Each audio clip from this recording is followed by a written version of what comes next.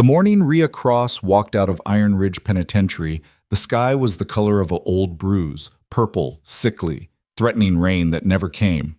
She'd spent 14 months behind those walls, 14 months listening to women scream in their sleep, watching dust devils spin through the yard like restless ghosts. 14 months planning what she'd do the second she tasted freedom. This wasn't it. The two men waiting for her weren't prison guards. They were too clean for that, too well fed. The taller one wore a gray suit that probably cost more than Rhea had ever stolen in a single job, and his boots, polished to a mirror shine, had never seen a day's honest work. The shorter man, stockier, with a beard trimmed precise as a preacher's sermon, carried a leather satchel and the kind of eyes that calculated risk like a banker counting coins. "Miss Cross," the tall one said, tipping his hat with a politeness that felt like mockery. "My name is Garrett Finch. This is my associate, Mr. Deacon." Rhea didn't move.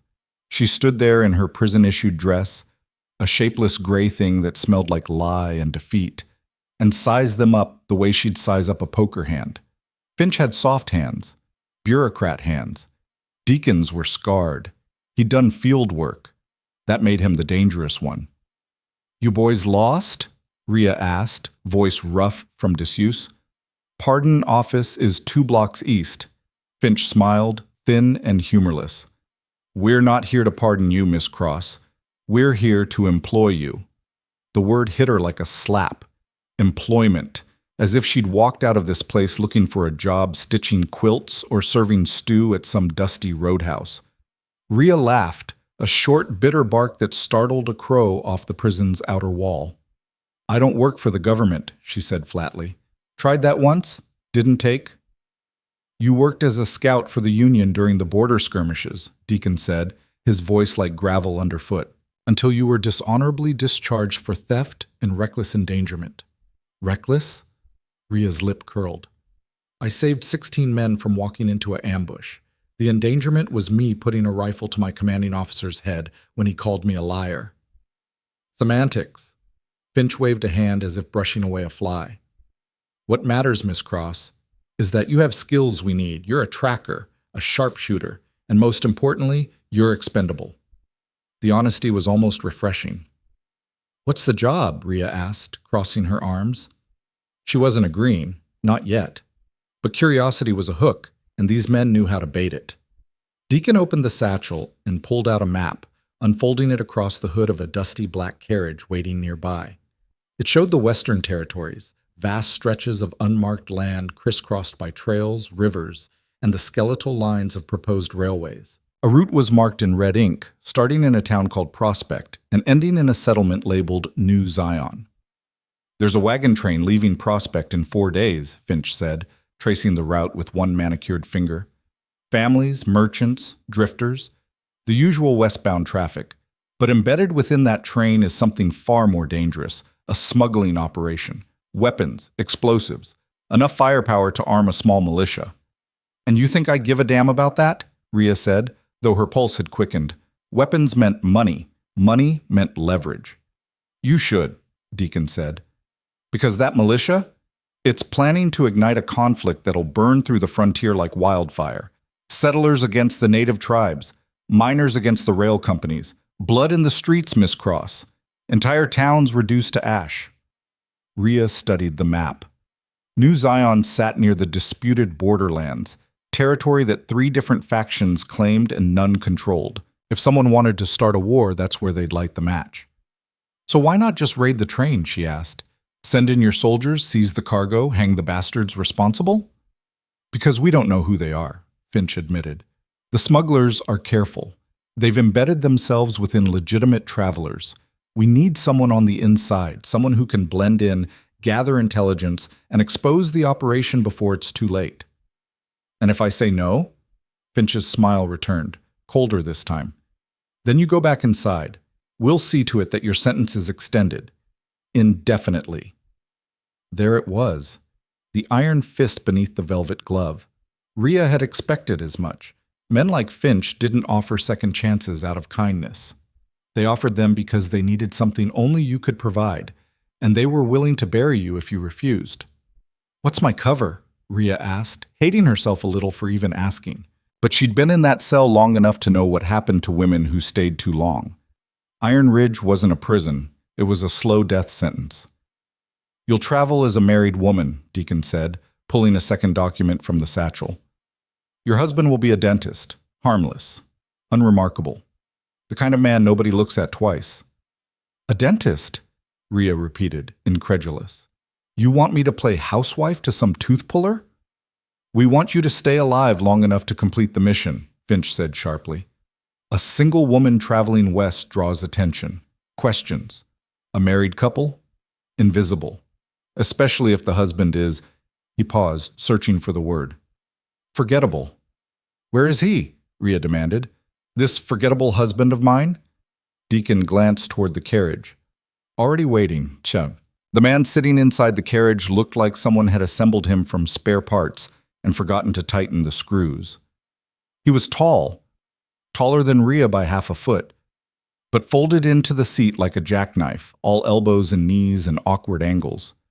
His suit was brown and rumpled, his hair a sandy mess that stuck up in places no comb could tame, and his eyes, pale blue, wide and startled, darted around like a rabbit that had just heard the hunter's footsteps. When Rhea climbed into the carriage, he flinched so hard he nearly fell off the seat. "Easy there, Doc," Rhea said dryly, settling across from him. "I don't bite, usually." The man swallowed hard, Adam's apple bobbing like a fishing lure. Miss Cross, I presume? I'm Caleb Boone. It's a pleasure to make your acquaintance." His voice was fast, nervous, tumbling over itself like he was afraid silence might swallow him whole. He stuck out a hand. Rhea looked at it, then at him, and didn't take it. "You're the dentist," she said. "Well, no, not really. I mean, I know some things about teeth, basic extractions, cavity identification, but mostly I was a clerk at a land office in Kansas before it burned down. Not my fault, by the way. There was a—" "Stop talking," Rhea interrupted. Caleb's mouth snapped shut. He looked like a puppy that had just been swatted with a newspaper. Finch leaned into the carriage doorway, his expression unreadable. "Mr. Boone has been briefed. He understands the mission parameters and has agreed to cooperate fully. Haven't you, Mr. Boone?" Caleb nodded so vigorously Rhea thought his head might come loose. "Yes, absolutely. Full cooperation. I'm very good at cooperating." "Thrilling," Rhea muttered. Finch handed her a small envelope. Inside was a marriage certificate, freshly forged by the looks of it, listing Rhea Cross and Caleb Boone as husband and wife. There were also 2 train tickets to Prospect and a modest sum of cash. "You leave tomorrow," Finch said. "The wagon train departs in 4 days. Use that time to establish your cover. Learn each other's habits. A married couple should know how the other takes their coffee." "I don't drink coffee," Rhea said. "Then learn to," Finch replied. "Your life may depend on convincing details." He stepped back and Deacon closed the carriage door. A moment later, the driver cracked the reins and they lurched into motion. Rhea stared at Caleb. Caleb stared at his hands. "So," he said after a long, excruciating silence, "this is unexpected." "You volunteered for this?" Rhea asked, genuinely curious. Caleb laughed, a high, nervous sound. "Volunteered? No, not exactly. I owed some money to some people. Bad people. And Mr. Finch made those debts disappear in exchange for—" He gestured vaguely at the space between them. "This." "So you're a coward and a debtor," Rhea said. Caleb bristled, a flash of something almost like pride crossing his face. "I prefer pragmatist." "Call yourself whatever you want," Rhea said, leaning back against the seat. "But if you get me killed, I'll haunt you. That's a promise." Caleb's eyes widened. Do you believe in ghosts?" Rhea smiled, sharp and cold. "Only the ones I make." The train to Prospect was crowded, loud, and smelled like sweat, tobacco, and desperation. Rhea and Caleb sat in the third-class car, squeezed onto a narrow bench between a family of farmers and a one-eyed man who spent the entire journey whittling something that might have been a duck. Or a demon. It was hard to tell. Caleb tried to make conversation. Rhea ignored him. She was too busy watching the other passengers, cataloging faces, noting who traveled alone, who carried weapons, who looked nervous. Old habits. You didn't survive 14 months in prison by trusting people. Do you think it'll rain?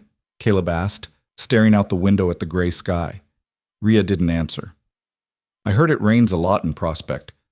Or maybe that was Prescott. Is there a difference? Geography was never my strong suit. I'm better with numbers, ledgers, accounts, that sort of thing. Very orderly, very predictable. Unlike, well, this. Boone, Rhea said quietly. Yes? Shut up. He did. For about 10 minutes. Then, are you always this intense? Rhea turned to look at him. Really look at him. He was still folded up like a collapsible chair, still fidgeting with the edge of his jacket. But there was something else there now, something that might have been genuine curiosity or stupidity. Hard to tell. You want to know about me? Rhea asked. Caleb nodded. Fine. I'm a killer. I've shot men, women, and one very unfortunate horse. I don't make friends. I don't trust easy. And I sure as hell don't play house. So whatever fantasy you've got about this being some grand adventure, kill it now. Because the second we step onto that wagon train, we're walking into a war. And if you can't handle that, you're already dead. Caleb stared at her for a long moment. Then he said, very quietly, the horse was unfortunate? Despite herself, Rhea almost smiled. Almost. It was blocking my shot, she said. Ah. They lapsed into silence again. This time it lasted. McGee. Prospect was a town that hadn't decided what it wanted to be yet. Half the buildings were new, raw lumber and fresh paint, optimism hammered into every beam. The other half were old, sagging, held together by spite and dry rot. The streets were mud or dust depending on the weather, and the people moved through them like ghosts, eyes down, minds elsewhere. Rhea and Caleb checked into a boarding house on the edge of town. The landlady, a woman named Mrs. Kettle, round as her name suggested, showed them to a cramped room with a single bed, a wash basin, and a window that overlooked an alley full of chickens.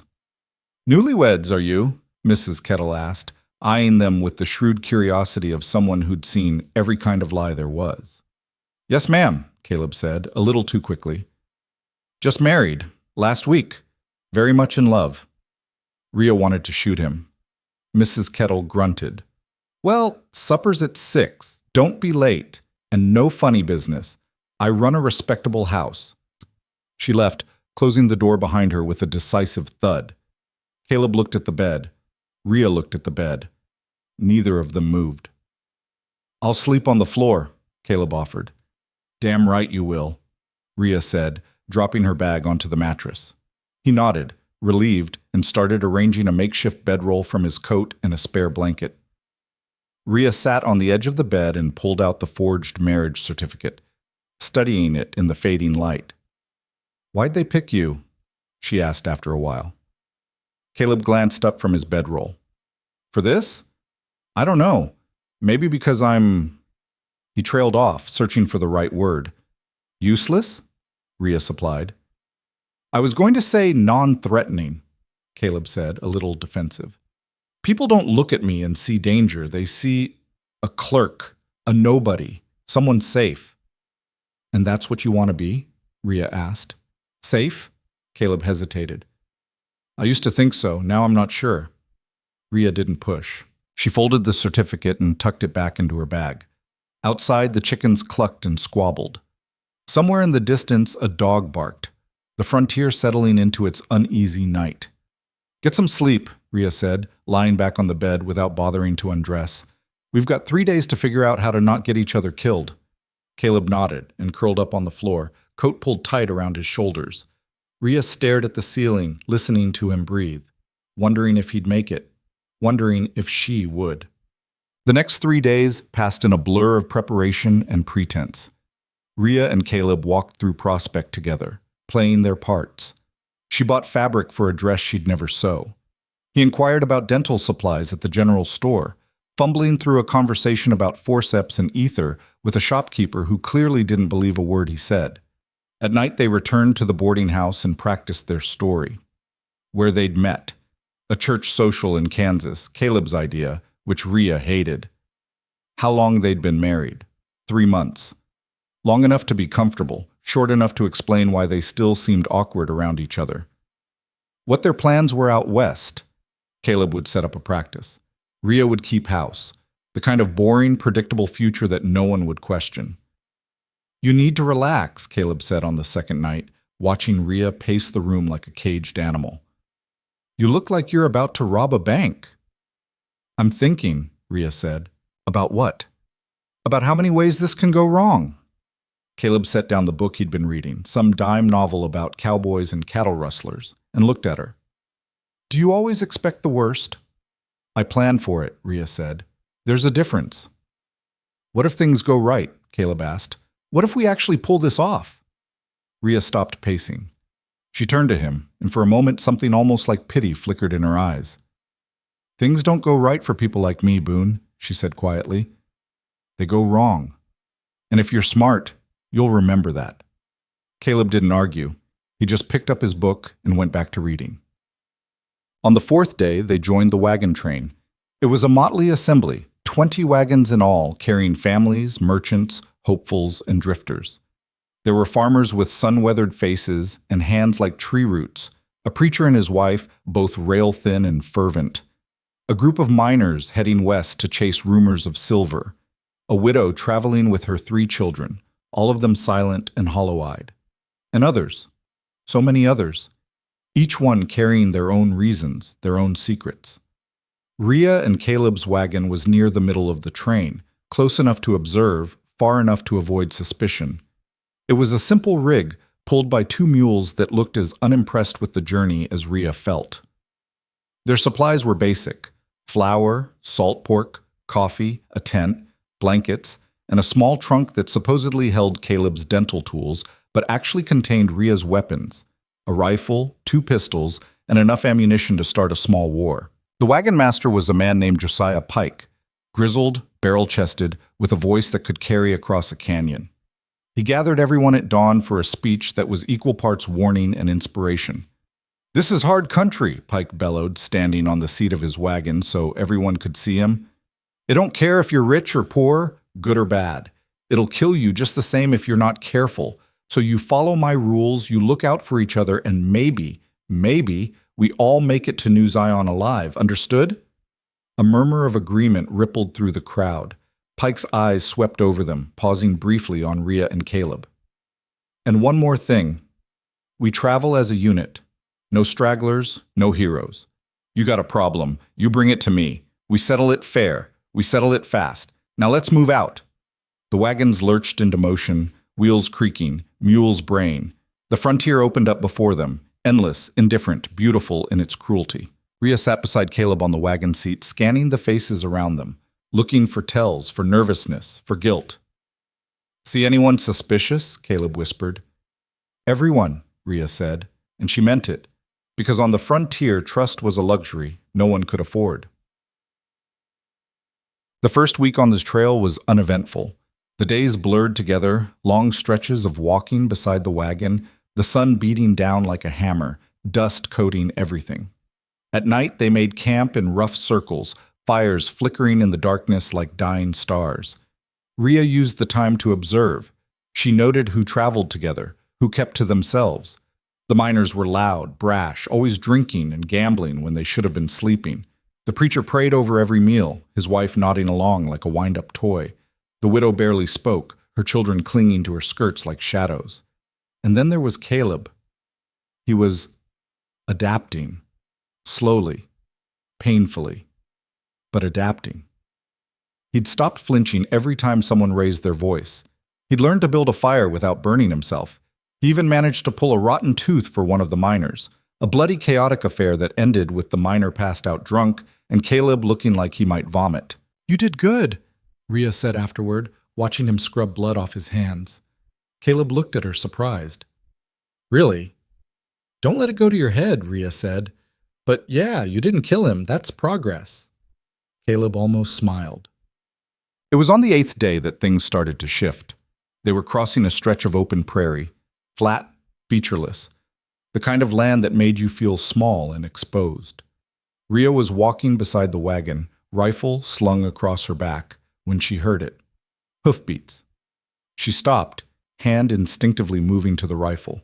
Caleb, driving the wagon, didn't notice at first.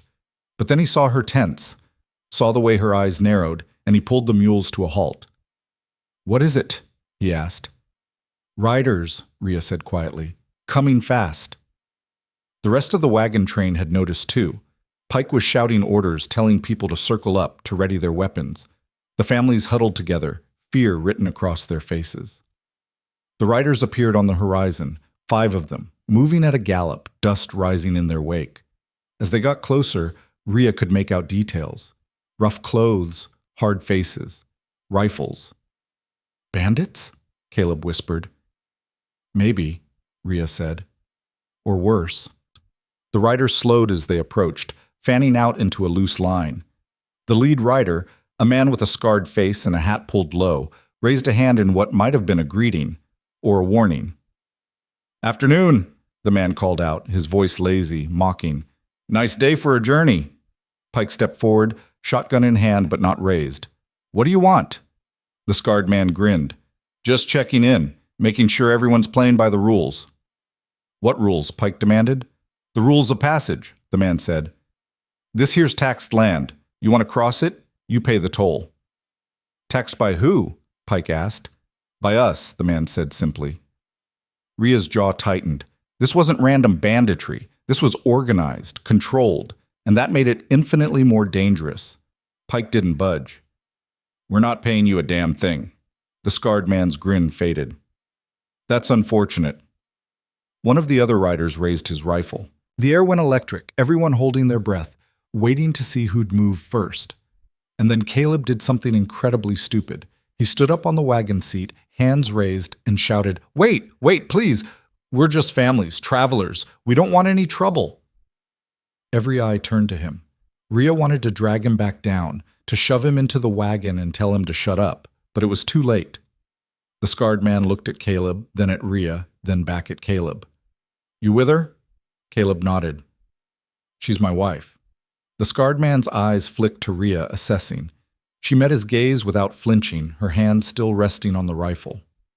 "Your wife looks like she could put a bullet through my skull before I blinked," the man said. "She's very protective," Caleb said weakly. The scarred man laughed, a sharp, ugly sound. "I like you, dentist. You got guts. Stupid guts, but guts." He raised his hand, signaling his men to lower their weapons. "Tell you what, we'll give you a pass, this time. But you tell Pike here that the next train through, they pay, or they don't cross. Understood?" Pike's jaw worked, but he nodded. The riders turned and galloped off, disappearing into the horizon as quickly as they'd come. The tension broke. People started breathing again, moving, talking in low, shaken voices. Rhea grabbed Caleb by the collar and yanked him down from the wagon seat. "What the hell was that?" I was trying to help," Caleb stammered. "By getting yourself killed?" Rhea hissed. "I didn't get killed," Caleb pointed out. "They let us go. Because they wanted to," Rhea said. "Not because you charmed them with your sparkling personality." Caleb's face flushed, but he didn't argue. Pike walked over, eyes hard. "That was brave, Boone. Or suicidal. Hard to tell which." "Thank you?" Caleb said uncertainly. Pike grunted and walked away, barking orders to get the wagons moving again. Rhea watched him go, then turned back to Caleb. "Next time you want to play hero, ask me first." "Why?" Caleb asked. "Because," Rhea said, "I'll tell you no." What? That night Rhea couldn't sleep. She lay in the tent, listening to Caleb's soft snoring, and thought about the riders, the way they'd moved, the way they'd talked. This wasn't just about money. It was about control, power. And somewhere in this wagon train, someone was connected to them. She just had to figure out who. The fire had burned down to embers by the time Rhea finally gave up on sleep. She slipped out of the tent, boots crunching softly on the frost-touched ground, and made her way to the edge of camp where the watchfires still burned. The night was cold enough to see her breath, and overhead the stars sprawled across the sky like shattered glass. She wasn't alone. The widow, Sarah Moss, she'd learned, sat on a wagon tongue, staring into the darkness with the kind of stillness that came from grief so deep It had fossilized into bone. "Can't sleep either?" Rhea asked, keeping her voice low. Sarah didn't startle. She just turned her head slightly, acknowledging Rhea's presence without quite looking at her. "Sleep's a luxury I gave up months ago." Rhea sat down a few feet away, close enough to talk, far enough to respect the distance Sarah seemed to need. "Your husband?" "Cholera," Sarah said flatly. "Took him in 3 days. Took our eldest boy, too. Left me with the other 3 and a wagon full of nothing." "Why keep going west?" Sarah's laugh was dry as dust. "Where else would I go? Back east to starve? At least out here there's land, a chance, even if it's a fool's chance." Rhea understood that. The frontier was full of people chasing fool's chances, running from pasts that clung to them like shadows. She'd been one of them once. Maybe still was. "Your husband," Sarah said, and Rhea tensed instinctively. "He seems kind. Nervous, but kind." "He's learning," Rhea said carefully. "Learning what?" "How to survive." Sarah nodded slowly, as if that made perfect sense. "We're all learning that, I suppose." They sat in silence after that, 2 women watching the darkness, waiting for dawn. When Rhea finally returned to the tent, Caleb was awake, propped up on one elbow, eyes wide in the dimness. "Where were you?" he whispered. "Couldn't sleep." "Me neither." He hesitated, then added, "I keep thinking about those riders. What they said, taxed land. That doesn't sound like ordinary bandits." Rhea settled onto her bedroll, pulling the blanket up to her chin. "It's not. They're organized. Someone's running them. Someone with reach." "Do you think they're connected to the smugglers?" Caleb asked. "Maybe. Or maybe they're just another piece of the same ugly puzzle." She turned to look at him in the darkness. "Either way, we need to stay sharp. One wrong step and we're dead." Caleb was quiet for a moment. Then, very softly, he said, "I'm scared, Rhea." It was the first time he'd admitted it out loud. The first time he'd dropped the nervous chatter and shown her what was underneath, raw, honest fear. "Good," Rhea said. "Fear keeps you alive. It's the ones who aren't scared that get killed." "Are you scared?" Caleb asked. Rhea didn't answer. She just closed her eyes and listened to the wind scrape across the prairie like a blade against stone. The next morning brought rain, cold, relentless sheets of it that turned the trail into a sucking morass of mud. The wagons bogged down within an hour, wheels sinking axle deep, mules straining and screaming their frustration. Pike ordered everyone out to push, and for the next 6 hours, they did nothing but fight the earth itself, muscles burning, clothes soaked through, hands raw and bleeding. Caleb slipped 3 times, ending up on his back in the mud, looking like some kind of swamp creature. The 3rd time, one of the miners, a big man named Huck, with a face like a clenched fist, laughed so hard he nearly choked. "Your wife's doing better than you, dentist," Huck called out, grinning. Rhea, who was shoulder-deep against a wagon wheel, shot him a look that could have curdled milk. "He's pulling his weight, more than I can say for you." Huck's grin faded. "Just having a bit of fun, ma'am." "Have it quieter," Rhea said, and turned back to the wheel. Caleb scrambled to his feet, wiping mud from his face, and threw himself against the wagon with renewed determination. Between the 2 of them and a farmer named Eli, they managed to heave it free. The wagon lurched forward with a squelch, and Caleb nearly fell again but caught himself at the last second. "You all right?" Rhea asked. Caleb nodded, breathing hard. "I think I swallowed some mud." "Won't kill you." "Tastes like it might." Despite everything, Rhea felt the corner of her mouth twitch. Not quite a smile, but close. By the time they made camp that evening, everyone was exhausted, filthy, and short-tempered. The rain had stopped, but the damage was done. They'd covered maybe 5 miles when they should have made 15. Pike announced they'd rest an extra day to let the trail dry out and give the animals a chance to recover. That night, around the largest fire, tensions boiled over. It started with the miners. Huck and 2 of his companions, one called Tate, the other simply known as Red, had been drinking whiskey from a jug they'd somehow kept dry through the storm. By the time the stars came out, they were loud, belligerent, and looking for trouble. "This whole train's cursed," Huck announced to no one in particular. "First them riders shaking us down, now this mud. Something's wrong. Someone's wrong. Shut your mouth and drink quieter, Pike growled from across the fire. But Huck wasn't done. His eyes, already bleary with alcohol, fixed on Caleb, who sat beside Rhea, trying to clean mud from under his fingernails. What about you, dentist? Huck said. You and your quiet little wife.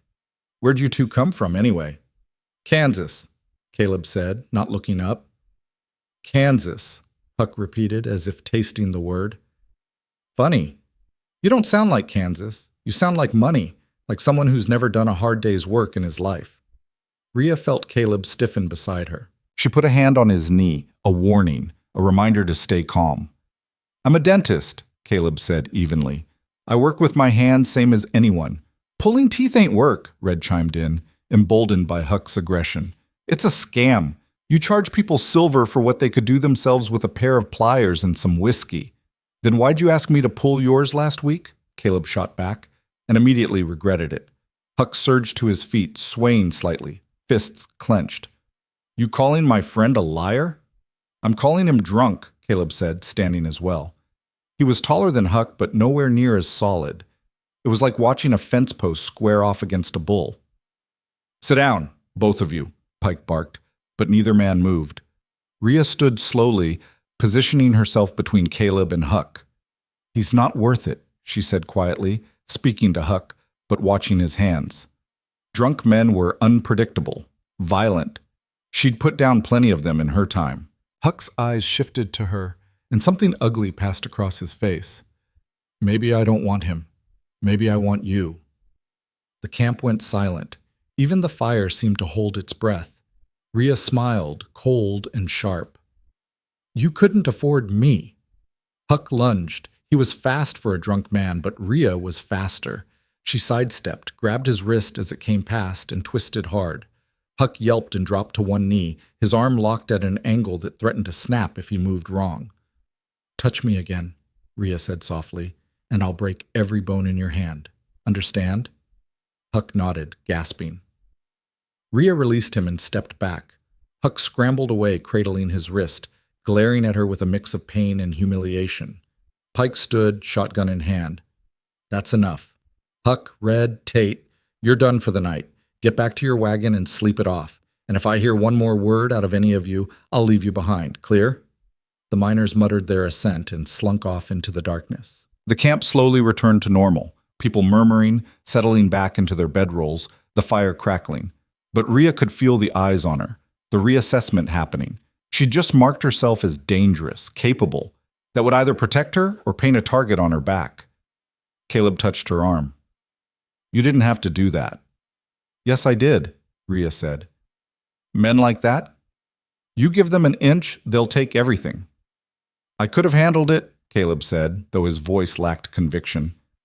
Rhea looked at him, really looked at him, and saw the frustration there, the need to prove himself. She understood that too. The frontier didn't care about intentions, it cared about results. Next time, she said, you can handle it, but not tonight. Caleb nodded, and they returned to their tent without another word. The extra day of rest passed slowly. The miners kept their distance. The widow taught her children how to mend torn canvas. The preacher led a prayer circle that Rhea avoided like plague. And Caleb, for reasons Rhea couldn't fathom, spent the afternoon helping one of the farmers repair a broken wagon axle. You know how to do that? Rhea asked, watching him work. Caleb shrugged, hands black with grease. I'm learning. That seemed to be his answer for everything. Learning, adapting, becoming something other than what he'd been. Rhea wasn't sure if it was admirable or suicidal. As the sun began to set, she took a walk around the perimeter of the camp, ostensibly to stretch her legs, but really to observe. The wagons formed a rough circle, gaps between them where livestock grazed and children played. She noted which wagons were well stocked, which ones looked desperate. She watched who talked to whom, who avoided whom. And that's when she saw it. One of the merchant wagons, belonging to a man named Drummond, a seller of dry goods and hardware, had a false bottom. Rhea noticed it because the wagon sat too high on its frame, the weight distribution wrong. She'd seen enough smugglers' rigs to recognize the signs. She didn't approach, didn't ask questions. She just filed the information away and kept walking. When she returned to the tent, Caleb was reading again, his ridiculous dime novel propped on his chest. "What's this one about?" Rhea asked, sitting down. Caleb glanced up. "A gunfighter who falls in love with a school teacher. It's terrible." "Then why are you reading it?" "Because," Caleb said, "I like terrible things. They're predictable." Rhea snorted. "Life's not predictable." "I know," Caleb said quietly. "That's why I like the books." The trail grew harder after that. They crossed a river swollen with runoff, the current fast and vicious. One of the wagons nearly capsized, and it took a dozen men wading chest deep into the icy water to keep it upright. A child, one of Sarah's boys, slipped and was swept downstream before his mother grabbed him by the hair and hauled him, sputtering and terrified, back to shore. That night, Sarah didn't sit by the fire. She stayed in her wagon, holding all three of her children close, and Rhea heard her crying through the canvas. The land changed too. The open prairie gave way to rolling hills, dotted with scrub brush and stunted trees. The air smelled different, drier, sharper, like the earth was showing its bones. They passed the ruins of a burned-out homestead, the chimney standing alone like a gravestone. No one spoke about it, but everyone looked. And then, on the 14th day, they encountered the second group of riders. This time there were 8 of them, better armed, better organized. They didn't come galloping in like the first group. They were waiting at a narrow pass between 2 hills, rifles resting across their saddles, faces shadowed by wide-brimmed hats. Pike raised his hand and the wagons ground to a halt. The lead rider, a woman, Rhea noted with some surprise, lean and hard-eyed with a scar running from her temple to her jaw, nudged her horse forward. "Afternoon," the woman said, her voice dry and smoke-roughened. "Name's Voss. I believe my boys already introduced themselves." "They did," Pike said, "and I told them we're not paying." Voss smiled, showing teeth that had seen better days. "That's a shame, because the price just went up." "We've got nothing to give you," Pike said. "Then you've got a problem." Voss's eyes swept over the wagon train, cataloging, calculating. They lingered on Rhea for a moment, and Rhea felt the weight of that gaze. A predator recognizing another predator. One of Voss's men, a tall, gaunt figure with a bandana tied across his face, rode closer, peering into wagons. When he reached Drummond's wagon, he paused, knocked on the side, listened. Rhea's pulse quickened. If they searched it, if they found the false bottom? But the man just grunted and moved on. "Tell you what," Voss said, turning her attention back to Pike. "I'm a reasonable woman. You give me 10% of your supplies, food, water, ammunition, and we let you pass. No harm, no trouble." "And if we refuse?" Pike asked. Voss's smile widened. "Then we take 50%. And anyone who complains? Well," she patted the rifle across her lap, "we handle complaints permanent-like." The camp was silent. Rhea could see the fear in people's faces, the calculations running through their minds. 10% was survivable. 50% would leave them starving before they reached New Zion. Pike's jaw worked. Finally, he nodded. 10%. But you take it, and you ride. No lingering, no inspections. "Deal," Voss said. For the next hour, supplies were gathered. Sacks of flour, cured meat, water barrels. The riders loaded it onto pack mules, efficient and businesslike. Voss supervised, occasionally barking orders, but mostly just watching. Rhea stayed near the wagon, hand never far from her rifle. Caleb stood beside her, pale but quiet. When the riders finally mounted up to leave, Voss rode past their wagon and stopped. She looked down at Rhea, that scarred face unreadable. "You're the one who put Huck on his knees," Voss said. It wasn't a question. Rhea met her eyes. He had it coming. Voss laughed, a rough, genuine sound. "I like you. You got spine. Shame you're mixed up with this lot." She glanced at Caleb. "And you, dentist, you're either very brave or very stupid. Can't tell which yet." "Little of both," Caleb said, and Rhea nearly choked. Voss grinned. "Yeah, I can see that." She tipped her hat. "Safe travels. You'll need the luck." And then they were gone, disappearing into the hills like smoke. Pike gathered everyone after they left. His face was grim, his voice hard. "We're being watched," he said. "Tracked. That wasn't random. Someone told them we were coming. Someone on this train. Murmurs rippled through the crowd. Suspicion. Fear. Who? Someone called out. I don't know, Pike admitted. But until I figure it out, everyone watches everyone. You see something wrong, you tell me. We survive this together, or we don't survive at all. That night the camp was quiet. Too quiet. People huddled in their wagons, eyeing their neighbors with distrust. The easy camaraderie that had formed over the first 2 weeks was gone, replaced by something brittle and dangerous. Rhea lay in the tent, listening to Caleb breathe, and thought about Drummond's wagon, about Voss, about the way the gaunt rider had knocked on the wagon's side and moved on. They'd been looking for something, and they hadn't found it, which meant either Drummond wasn't part of the smuggling ring, or he was better at hiding it than Rhea had given him credit for. She needed to know which. The next day, Rhea made her move. While Caleb was helping Eli fix a loose wheel, she approached Drummond's wagon. The merchant was a thin, nervous man with thinning hair and hands that never stopped fidgeting. He sold nails, rope, lanterns, mundane things that no one questioned. Mr. Drummond, Rhea said, forcing a smile. I was hoping to buy some lamp oil. Ours is running low. Drummond blinked at her, startled. Oh, yes, of course. Let me... He rummaged in the back of his wagon, pulling out a small tin. This should last you a few weeks. Rhea took it, pretending to examine the label while actually studying the wagon's interior. She could see the false bottom now, subtle, well-crafted, but there if you knew what to look for. How much? She asked. $2. Rhea paid him, pocketing the tin. As she turned to leave, she said casually, Must be hard hauling all this weight. Your wagon sits pretty heavy. Drummond's fidgeting intensified. It's just well-stocked. Good inventory. I'm sure, Rhea said and walked away. She could feel his eyes on her back, panicked and calculating. She'd rattled him. Good. Rattled people made mistakes. That evening, Rhea told Caleb what she'd found.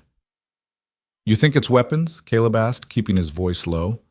Or dynamite, Rhea said. Either way, he's part of it. Question is, who else? What do we do? We watch, we wait, and when the time's right, we move. Caleb nodded, then hesitated. Rhea, what happens when this is over, assuming we survive? Rhea looked at him, surprised by the question. What do you mean? I mean, Caleb struggled for the words. Do we just go back? Pretend this never happened? I don't know, Rhea admitted. I haven't thought that far ahead. I have, Caleb said quietly, and I don't think I can go back to being what I was, a clerk, a nobody. You were never a nobody, Rhea said, and meant it.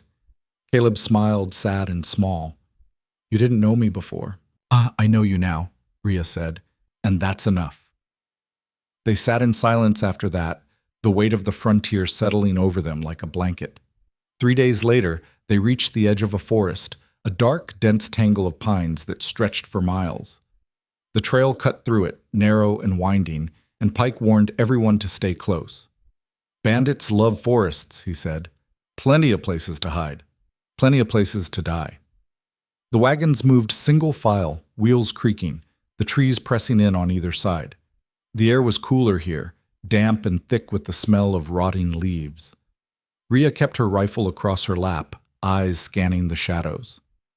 Nothing happened the first day, or the second. But on the third day, as they rounded a bend, they found the body. It was hanging from a tree, roped by the neck, swaying gently in the breeze. A man, maybe 30, his face purple and swollen. Pinned to his chest was a crude sign, Thief. The wagon stopped. People gasped, children cried. Pike cut the body down himself, grim-faced, and ordered it buried off the trail. Who was he? Sarah asked, her voice shaking. Don't know, Pike said. Don't care, but it's a warning. Someone's claiming this territory. That night, no one slept easy. Rhea sat watch, rifle across her knees, listening to the forest breathe around her. Somewhere in the darkness, an owl screamed. Somewhere closer, a branch snapped. She didn't move, didn't flinch, just waited. And then she heard it. Voices. Low, furtive, coming from the direction of Drummond's wagon. Rhea moved silently, keeping to the shadows, and crept closer. She could make out two figures now, Drummond and another man she didn't recognize. They were loading something into a small cart, working quickly, nervously. "Told you to wait," the stranger hissed. "I can't," Drummond whispered back. "She knows. The woman. She's on to me." "Then deal with her." "How?" Drummond's voice cracked. "I don't care how," the stranger snapped. "Just do it, or Voss will." They finished loading and disappeared into the forest with the cart. Rhea's mind raced. They were moving the cargo, which meant they were close to the handoff point, close to the end. She slipped back to her tent and shook Caleb awake. "Get up," she whispered. "It's happening." Caleb's eyes flew open. "What?" "They're moving the weapons. Tonight. We need to follow them." "Are you insane?" Caleb hissed. "We should tell Pike." "Pike's compromised," Rhea said. "Or might be. We can't trust anyone. It has to be us." Caleb stared at her for a long moment. Then, incredibly, he nodded. "All right, let's go." They armed themselves, Rhea with her rifle and 2 pistols, Caleb with a revolver he barely knew how to use, and slipped into the forest. The night was alive with sound, wind in the branches, animals scurrying through the underbrush, the distant murmur of the creek. Rhea moved like a ghost, Caleb stumbling along behind her, trying not to snap every twig in existence.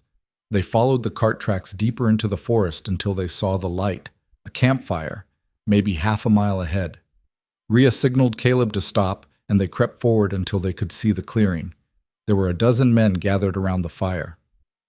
Drummond and the stranger from earlier, and Voss, standing at the center, directing operations. The cart had been unloaded, crates stacked in neat rows. Rifles, dynamite, enough firepower to arm a small army. "This is the last shipment," Voss was saying. "Once we deliver this to the buyers, we're done, rich and gone." "And the train?" Drummond asked nervously. "We burn it," Voss said simply. "Can't leave witnesses." Rhea's blood went cold. They were going to kill everyone, every man, woman, and child on that wagon train. She turned to Caleb, saw the horror on his face mirrored her own. "We have to stop them," Caleb whispered. "We can't," Rhea said. "Not alone. There's too many." "Then what do we do?" Rhea looked back at the clearing, at the crates of explosives, and an idea formed, reckless, desperate, but possible.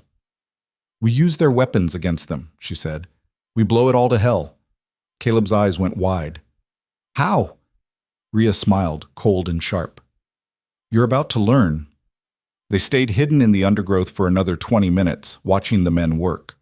Voss barked orders like a general commanding troops, and the smugglers moved with military precision, checking weapons, counting crates, preparing for whatever handoff was coming. Rhea counted heads, memorized faces, noted who carried what. 13 men total. Bad odds for a frontal assault. Suicide odds, really.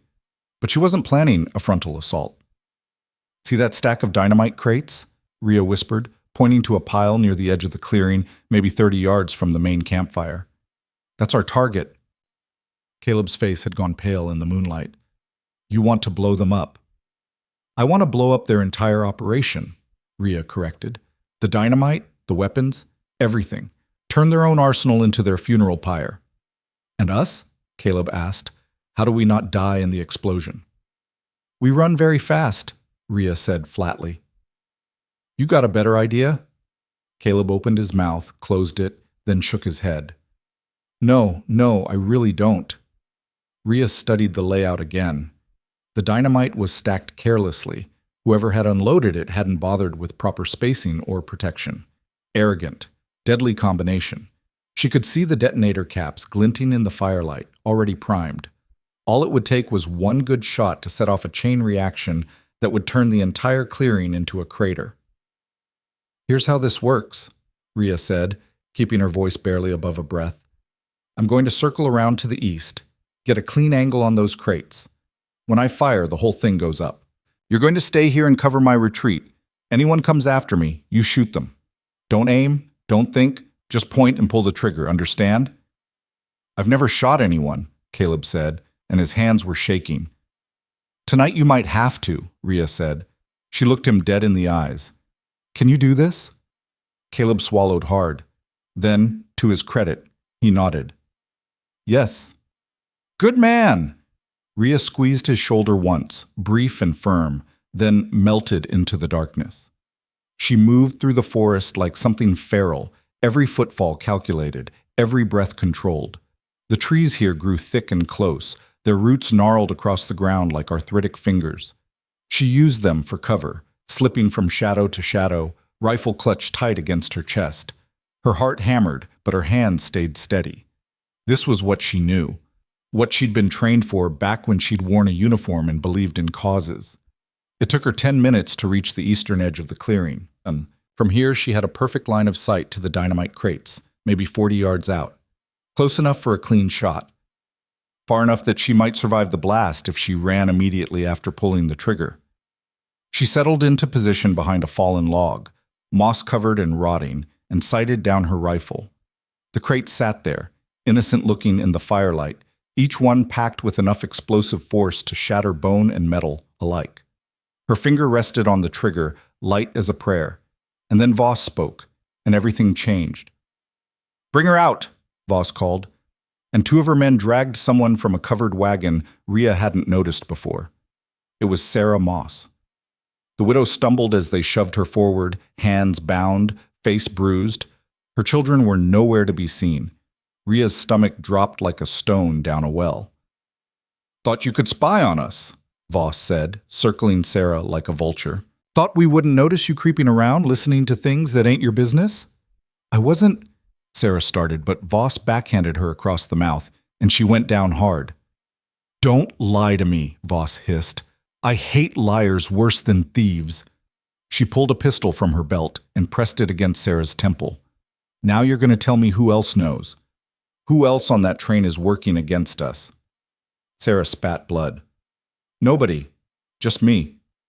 Wrong answer. Voss cocked the hammer. Rhea's mind raced. She could take the shot now, blow the dynamite, save the wagon train. But Sarah would die in the explosion. Or she could wait, try to create a diversion, give Sarah a chance to escape. But that meant risking everything, giving Voss time to execute her anyway. There were no good choices. Only terrible ones. She made hers. Rhea shifted her aim from the dynamite to Voss and fired. The shot cracked through the night like a bone breaking. Voss's hat flew off her head, the bullet missing by inches. Everyone in the clearing froze for a heartbeat, shocked, trying to process where the shot had come from.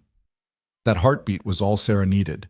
She rolled sideways away from Voss and scrambled toward the tree line. "Kill her!" Voss roared, and the clearing erupted into chaos. Men grabbed rifles, firing blindly into the forest. Bullets tore through branches, thudded into tree trunks. Rhea was already moving, sprinting through the undergrowth, reloading on instinct. Behind her she heard shouting, cursing, the thunder of boots on hard ground. She broke from the trees near where she'd left Caleb and nearly collided with him. He was standing there, revolver raised, eyes wide as dinner plates. "What happened to the plan?" he shouted over the gunfire. "Plan changed!" Rhea grabbed his arm and hauled him deeper into the forest. "Run!" They crashed through the darkness, branches whipping their faces, roots trying to trip them at every step. Behind them, the smugglers gave chase, their torches bobbing like angry fireflies. "Where's Sarah?" Caleb gasped. "Don't know, had to give her a chance." A bullet whined past Rhea's ear, close enough to feel the heat. She spun, fired twice toward the pursuing lights, heard a scream. One down. A dozen more to go. They burst into a small clearing and Rhea skidded to a halt. Dead end. A cliff face rose up before them, maybe 20 feet high, too steep to climb quickly. To their left, a ravine. To their right, more trees, but the sounds of pursuit were coming from that direction. "We're trapped," Caleb said, voice tight with panic. Rhea looked at the cliff, at the ravine, at Caleb's terrified face. Then she looked at the revolver in his shaking hand. "Give me that," she said. "What?" She snatched it from him, checked the cylinder. 4 rounds left. She handed it back. "When they come through those trees, you shoot at the ground in front of them. Don't try to hit anyone. Just make noise. Make them think twice. Can you do that?" Where are you going? Caleb demanded. Up, Rhea said, and before he could protest, she was climbing, using roots and cracks in the stone, rifle slung across her back. Her hands screamed, fingers finding purchase on rock slick with moss, muscles burning. She'd climbed worse. Back when she was running from the law the first time, she'd scaled a canyon wall in the dark with a bullet in her leg. This was nothing.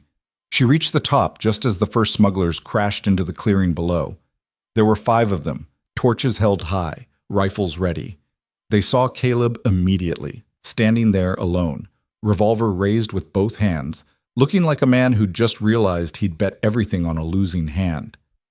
Well, well, one of them said, a stocky man with a beard like steel wool. The dentist. Where's your woman? Gone, Caleb said, and his voice only shook a little. You'll never find her. The smuggler laughed. We don't need to find her. We got you. That's enough. He raised his rifle. Caleb fired. The shot went wide, kicking up dirt 3 feet to the left of the smuggler's boots, but the sound was enough. The men scattered, diving for cover, returning fire. Caleb threw himself behind a boulder, bullets sparking off stone around him. From the cliff top, Rhea took aim. She didn't have a clean shot on all of them, but she had one on the stocky man. She exhaled slowly, squeezed the trigger. The man went down, clutching his shoulder, screaming. The others looked up, trying to spot her in the darkness. Rhea fired again, twice, driving them back toward the tree line. Then her rifle clicked empty. She cursed, ducked behind an outcropping, and started reloading with fingers that moved on pure muscle memory. Below, Caleb was still firing, burning through his ammunition with the wild desperation of someone who knew each shot might be his last. Caleb! Rhea shouted. The ravine! Go! Are you insane? He yelled back. Trust me. She didn't wait to see if he would.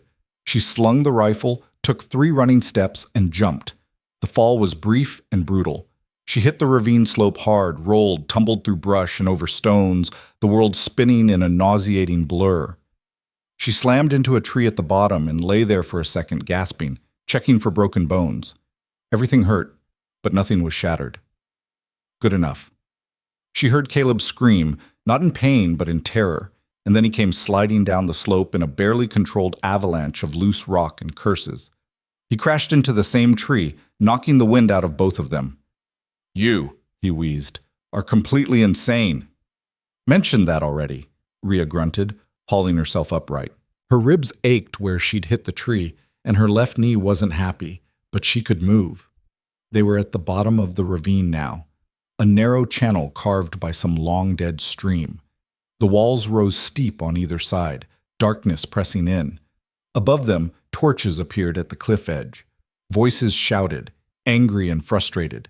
They went down the ravine. Then go after them. In the dark? That's suicide. Voss will kill us if we lose them. Rhea didn't wait to hear the rest. She grabbed Caleb's hand and pulled him along the ravine, moving as fast as the terrain allowed. The ground was treacherous. Loose stones, hidden roots, patches of slick mud. Caleb slipped twice, and the second time Rhea had to catch him before he went down completely. Can you keep going? She asked. Do I have a choice? He gasped. Not really. They pressed on, the ravine twisting and turning, gradually descending. Behind them, the sounds of pursuit faded. The smugglers had either given up or were taking a different route. Rhea didn't trust either option. Men like that didn't give up easy, and Voss struck her as the type who held grudges like some people held heirlooms. After what felt like hours, but was probably only 30 minutes, the ravine opened up into a wider valley. A creek ran through it, shallow and quick-moving, the water dark as oil in the moonlight. Rhea stopped, listening. Nothing. Just wind and water and the distant hoot of an owl. We need to get back to the wagon train, Caleb said. Warn Pike. Get everyone moving before Voss... Voss already knows we're onto her, Rhea interrupted. And if she's planning to burn the train, she'll do it whether we warn them or not. Our only chance is to stop her first. How? Caleb demanded. We're 2 people against an army. We've got supplies, Rhea said, and we've got their explosives. Caleb stared at her. You still want to blow them up? More than ever. Rhea checked her rifle, counting ammunition. She had maybe a dozen rounds left. Enough if she was smart, not enough if she wasn't. That clearing is their staging ground. Everything they've smuggled is there. We destroy it, we destroy their whole operation. No weapons to sell, no war to start." "And Sarah?" Caleb asked quietly. "Did she make it?" "I don't know, Rhea admitted. The words tasted like ash. "But if she did, she's probably heading back to the train right now, which means we're running out of time." They followed the creek upstream, using it to cover their tracks. The water was cold enough to numb their feet through their boots, and the current pulled at their legs, trying to trip them. But it was safer than the open forest, and speed mattered more than comfort now. The sky was starting to lighten, not sunrise yet, but that pre-dawn gray that turned everything ghostly and strange. They'd been running for hours. Rhea's body screamed for rest, but she ignored it. Rest was for people who weren't being hunted. "Rhea," Caleb said suddenly, stopping. "Look." She followed his gaze. Ahead, maybe 100 yards through the trees, she could see the glow of fires. Multiple fires. The wagon train's camp. They'd circled back without realizing it. The ravine had deposited them east of the main trail, and the creek had led them almost directly to their starting point. "Come on," Rhea said, but Caleb grabbed her arm. "Wait, something's wrong." He was right. The camp was too quiet. No voices, no movement, just fires burning and shadows that didn't move like shadows should. Rhea's stomach knotted. "Stay here." "Like hell," Caleb said, and followed her anyway. They crept toward the camp, using every scrap of cover. As they got closer, Rhea could see the wagons, still circled, still intact, but empty, completely empty. "Where is everyone?" Caleb whispered. Then they heard it. Voices, coming from the center of the camp, where the largest fire burned. Rhea and Caleb circled around, staying low, until they could see into the camp's heart. The entire wagon train, every man, woman, and child, was gathered there, surrounded by Voss's smugglers. Rifles pointed at unarmed settlers. Pike was on his knees, blood streaming from a cut above his eye. Sarah was there too, her children clinging to her, all of them alive but terrified. Voss stood over Pike, her scarred face twisted with rage. "You were supposed to be easy marks," she was saying. "Sheep for the shearing. But someone on this train has been interfering. Someone shot at me tonight. Someone helped this woman escape." She grabbed Sarah by the hair, yanking her head back. "So here's what's going to happen. You're going to tell me who it was, and if you don't, I start shooting children." The settlers gasped. Someone screamed. Sarah's children buried their faces in her skirts. Pike looked up at Voss, defiant even with blood in his eyes. "Go to hell." Voss pulled her pistol and pressed it against the head of Sarah's youngest boy. Couldn't have been more than 6 years old, big eyes and tear-streaked face. "Last chance," Voss said. Rhea felt Caleb tense beside her, felt him start to stand, to give himself up, to sacrifice himself for people he barely knew. She yanked him back down. "Don't!" "They're going to kill that child," Caleb hissed. "Not if we kill them first." "How?" He gestured helplessly at the scene. "There's a dozen armed men down there, and 2 of us." Rhea looked at the camp, at the wagons, at the fires burning in their carefully arranged circle, at Drummond's wagon, the one with the false bottom, the one they'd never searched because the handoff hadn't happened yet, the one that probably still had weapons hidden inside it. "I've got an idea," Rhea said, "and you're going to hate it." She was right. He did, but he helped anyway. They moved along the perimeter of the camp, keeping to the shadows, until they reached Drummond's wagon on the far side. Rhea could see Drummond himself in the crowd, pale and sweating, looking like a man watching his entire world collapse. She climbed into the wagon as quietly as possible, Caleb standing watch outside. Inside, it was packed with ordinary goods, nails, hammers, coils of rope. She ran her hands along the wagon bed, feeling for the seam she'd noticed before. There. A hidden latch, cleverly disguised as a knot in the wood. She pressed it, and a section of the floor lifted. Beneath it was an arsenal, rifles, pistols, ammunition, and 3 sticks of dynamite with fuses already attached. Rhea's heart hammered. This was more than smuggling. This was preparation for war. She loaded herself up, 2 more pistols, a bandolier of ammunition, the dynamite carefully wrapped in cloth. Then she climbed out, handed one of the pistols to Caleb. "You know how to use this?" she asked. "Point the dangerous end away from myself," Caleb said weakly. "Close enough." Rhea looked at the camp again. Voss was still talking, still making threats, buying time while her men ransacked the wagons for anything valuable. Here's what we're going to do. I'm going to set these dynamite sticks at 3 points around the camp, close enough to scare everyone but far enough that they won't kill anybody. When they go off, it's going to be chaos. People screaming, running, the smugglers trying to figure out what's happening. That's when you start shooting. Not at people, at the ground, at wagons, anywhere that makes noise. Make them think there's an army out here. And you? Caleb asked. I'm going for Voss, Rhea said simply. She's the head. Cut it off, the body dies. That's suicide, Caleb said. Probably, Rhea agreed. But you got a better idea? Caleb looked at her for a long moment. Then he did something that surprised her. He leaned forward and kissed her, brief, clumsy, desperate. For luck, he said when he pulled back. Rhea blinked, too shocked to respond. Then she smiled, fierce and wild. Save it for when we survive. She slipped into the darkness before he could say anything else. Setting the charges took 5 minutes that felt like 5 hours.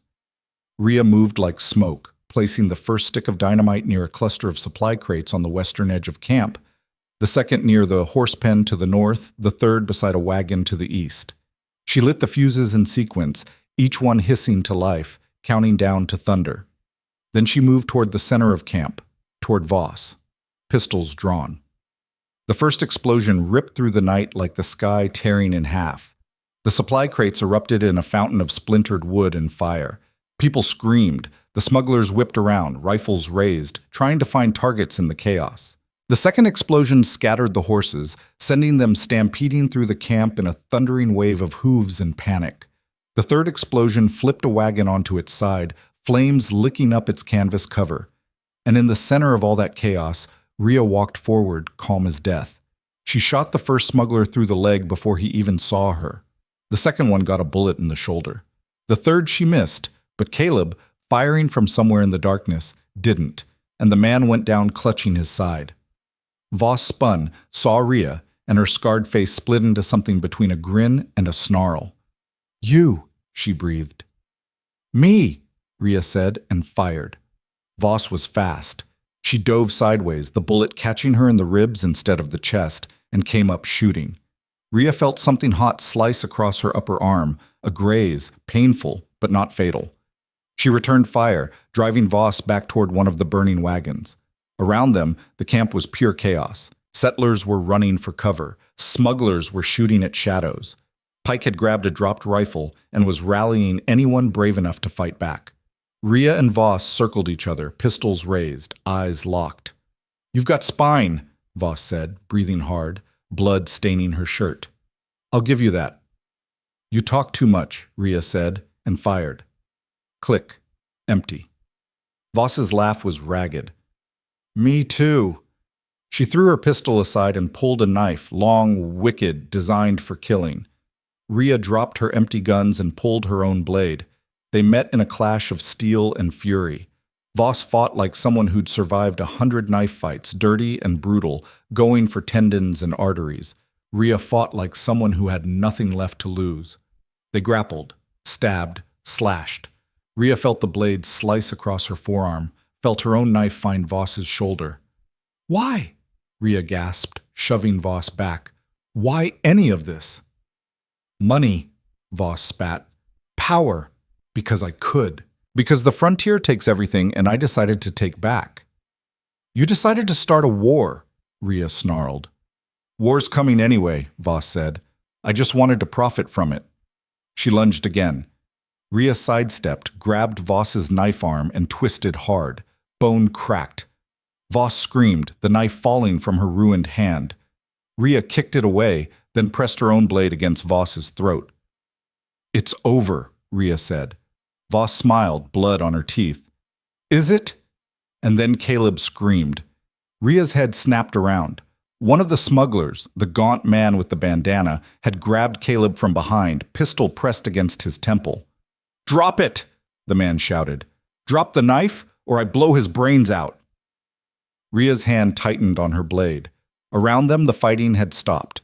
Everyone was frozen, watching. Voss, still on her knees, laughed. Told you, not over.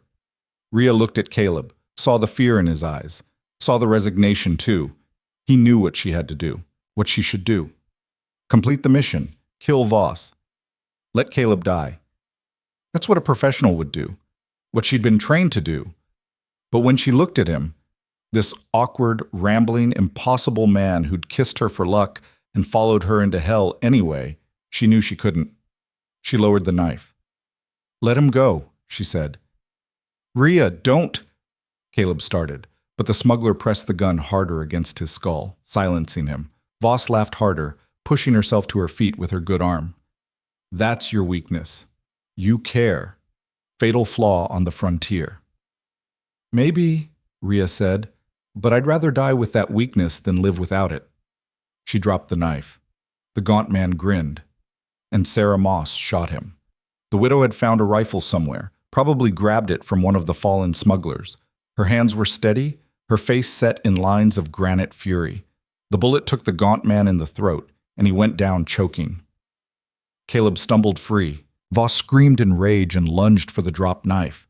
Rhea was faster. She grabbed Voss by the hair, yanked her back, and slammed her face first into the ground. Then she picked up her blade and pressed it against the back of Voss's neck. "Stay down," Rhea said quietly, "or I finish this." Voss stayed down. All around the camp, the remaining smugglers were surrendering, dropping weapons, raising hands. They were outnumbered now, outmatched. Whatever plan they'd had died with their leader's defeat. Pike limped forward, bloody but unbowed.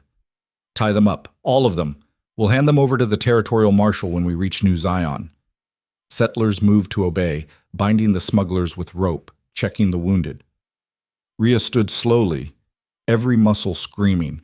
Her arm was bleeding. Her ribs ached. Her hands shook with the aftermath of adrenaline. But she was alive.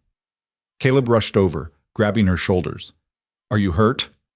"I'll live," Rhea said. "You?" "Terrified," Caleb admitted. "But alive. Thanks to you and Sarah." They both looked at the widow. Sarah stood there, rifle still in hand, her children gathered around her legs. She met Rhea's eyes and nodded once, understanding passing between them. Pike clapped Rhea on the shoulder, nearly knocking her over.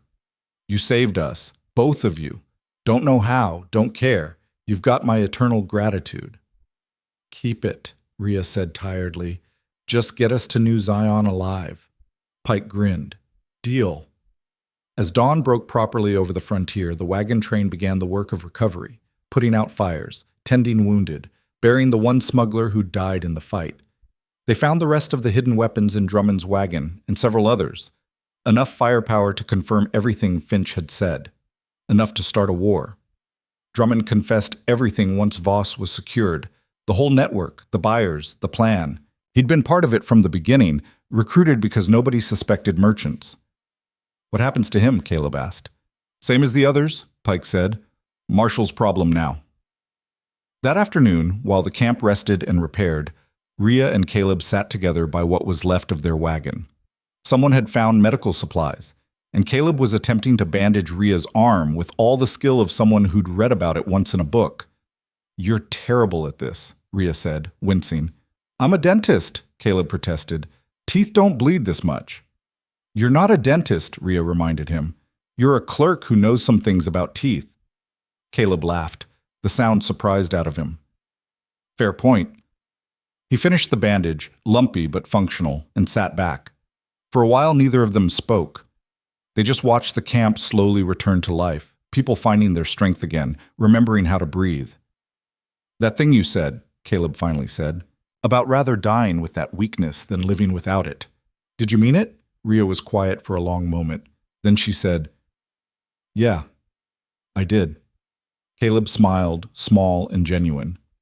"Good, because I think I'm starting to understand what that means." "Don't get philosophical on me, Boone," Rhea said, but there was no heat in it. He bumped his shoulder against hers, gentle. Too late. Night fell again, and this time the camp felt different. Safer. Not because the danger was gone. The frontier would always be dangerous, but because they'd faced it together and won. Rhea lay in their tent, listening to Caleb's breathing slow into sleep, and thought about everything that had happened. About the mission. about Finch and Deacon and their promises of freedom, about the fact that she'd nearly died a dozen times in the past week, and about the fact that she felt more alive than she had in years. She didn't know what waited for them in New Zion, didn't know if Finch would keep his word, didn't know if this strange partnership with Caleb would survive once the danger passed. But for the first time since she'd walked out of Iron Ridge Penitentiary, she thought maybe, just maybe, she wanted to find out. The wagon train limped toward New Zion like a wounded animal refusing to die. Progress was slow. Damaged wheels had to be repaired.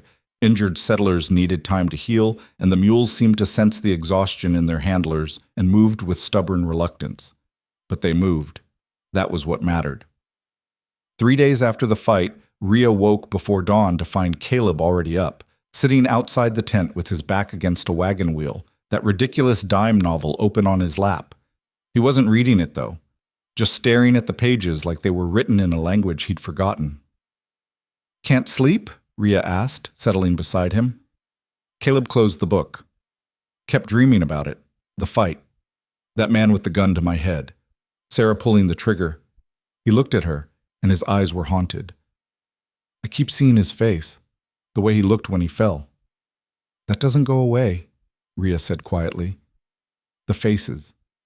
They stay with you. How do you live with it?" Rhea was silent for a moment, watching the sky lighten from black to deep purple. "You tell yourself it was necessary, that it was them or you, and eventually, most days, you believe it." She paused. "And on the days you don't, you just keep moving anyway." Caleb nodded slowly. "Is that what you've been doing? Just moving?" "For a long time, yeah," Rhea admitted. "Until this." "Until what?" She looked at him, really looked at him, at the man who'd been a stranger 3 weeks ago, a liability she'd been shackled to against her will. The man who'd stumbled through danger with surprising luck and even more surprising courage. The man who'd kissed her like it might be his last act on earth. "Until I had a reason to stop," she said. Before Caleb could respond, Pike's voice rang out across the camp. "Everyone up! We've got riders coming!" Rhea was on her feet instantly, rifle in hand. Caleb scrambled up beside her, still holding that damn book like it might protect him.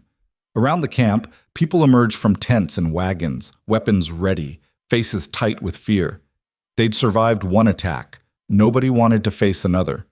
The riders appeared on the eastern horizon, just 2 of them, moving at an easy canter.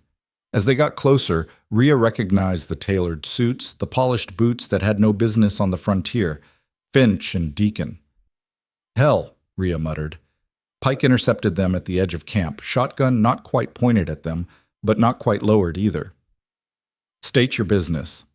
Finch dismounted with the careful movements of a man unused to horses. "We're here for Miss Cross and Mr. Boone. Official government business." Pike's eyes narrowed. "They're under my protection." "And we have no quarrel with that," Deacon said, dismounting as well. His movements were smoother, more practiced. "We simply need to debrief them, privately." Pike looked back at Rhea, a question in his eyes. She nodded once, and Pike stepped aside, though his grip on the shotgun never loosened. Finch and Deacon approached. Up close, Rhea could see the strain in Finch's face, the dark circles under Deacon's eyes. They looked like men who hadn't slept well in days. "Miss Cross," Finch said. "Mr. Boone. A word?" They walked to the edge of camp, far enough from listening ears. Finch pulled out a small leather notebook, flipping it open. "We received word from our contacts about an altercation 3 nights ago," he began. "A smuggling operation disrupted, weapons seized, multiple arrests. Would you care to explain what happened?" Rhea crossed her arms. "We did the job. Found the smugglers, exposed the operation, stopped the weapons from reaching their buyers. You're welcome. You also," Finch said tightly, "initiated an armed confrontation that resulted in multiple casualties, destroyed a significant amount of ordnance, and deviated substantially from your operational parameters." "Our operational parameters were to infiltrate and gather intelligence," Rhea shot back, "not to stand by while they massacred innocent people." "Your job was to observe, not to engage," Finch said. "My job," Rhea said, stepping closer to him, "was to survive. And I did. So did everyone on this train. You want to complain about how I accomplished that? Go ahead. But I'm done taking orders from men in clean suits who've never had to make a choice between doing the job right and doing it by the book. Finch's jaw tightened. For a moment, Rhea thought he might push back, might threaten her with prison again, but then Deacon put a hand on his arm. The operation was successful, Deacon said quietly. That's what matters. The weapons are secured, the smuggling network is broken, and the territory is safer for it. Finch took a breath, clearly trying to rein in his temper. Very well. The prisoners, Voss and her associates, are they secure? Bound, guarded, and waiting for the territorial marshal, Caleb said. It was the first time he'd spoken since the agents arrived, and his voice was steadier than Rhea expected. Along with a full manifest of the weapons we found. Rifles, ammunition, dynamite, enough to arm a small militia, just like you said. Deacon pulled out a second notebook and began writing. We'll arrange for federal marshals to meet you in New Zion. They'll take custody of the prisoners and evidence. And us? Rhea asked. What happens to us? Finch and Deacon exchanged a look. Then Finch said, Your obligations are fulfilled. Once we reach New Zion and you provide a full debriefing, your record will be expunged, Miss Cross. You'll be free to go. The word should have brought relief. Freedom. The thing she'd wanted since the day the prison doors closed behind her. But instead, Rhea felt something hollow open up in her chest. Just like that? She said. Just like that, Finch confirmed. He turned to Caleb. As for you, Mr. Boone, your debts are cleared. You're free to resume your life as well. Caleb looked at Rhea. She looked back at him. Neither of them said what they were both thinking, that the lives waiting for them felt more like prisons than freedom. We'll ride ahead to New Zion and make the necessary arrangements, Deacon said. You should arrive within the week. Until then, maintain your cover. No need to draw additional attention. They mounted their horses and rode off without another word, leaving Rhea and Caleb standing in the dust. Well, Caleb said after a long silence. That's it, I suppose. Suppose so, Rhea said. Neither of them moved. The week that followed was strange. The danger had passed, but its shadow lingered. People looked at Rhea and Caleb differently now, with respect tinged with wariness. They were the couple who'd saved the train, but they were also the couple who'd brought violence down on it in the first place. Gratitude and suspicion made uneasy bedfellows. Sarah Moss, though, had no such ambivalence. She sought Rhea out the day after the agents left, her 3 children trailing behind her like ducklings. I wanted to thank you, Sarah said, for giving me the chance to run, for what you did. You saved us, Rhea said. That shot you took was for my children, Sarah interrupted. They'd be orphans if not for you. She hesitated, then added, I heard what those men said about you being free once we reach New Zion. What will you do? Rhea didn't have an answer. She'd spent so long focused on survival, on the mission, that she hadn't let herself think about what came after.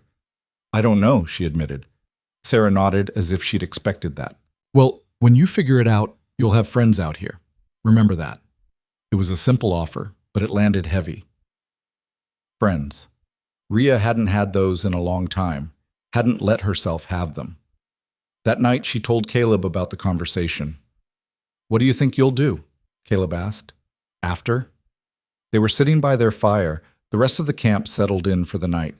Above them, the stars burned cold and distant. I thought I'd just disappear, Rhea said. Find some town that doesn't ask questions, keep my head down, live quiet. That doesn't sound like you, Caleb said. What sounds like me? Caleb thought about it. Something bigger, something that matters.